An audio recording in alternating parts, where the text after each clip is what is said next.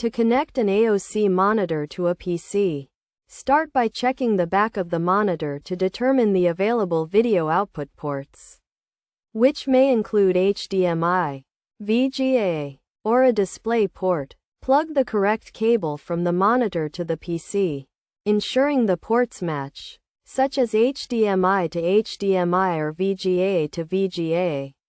Power on both the monitor and PC, and if multiple outputs are connected, select the one corresponding to the plugged-in cable. Next, right-click on the PC and select Display Settings. Then go to Display Resolution, where you can adjust the resolution, scale, orientation, or manage multiple monitor displays. If the monitor isn't connecting to the PC, check for any loose cable connections and ensure they're firmly secured.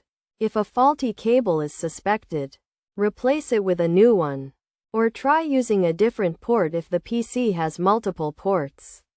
Additionally, test the monitor and PC with other devices to identify whether the connection issue lies with the monitor or the PC. If outdated drivers are the issue, update the PC's graphic drivers through the device manager and display adapters. By following these steps, connecting an AOC monitor to a PC is a straightforward process.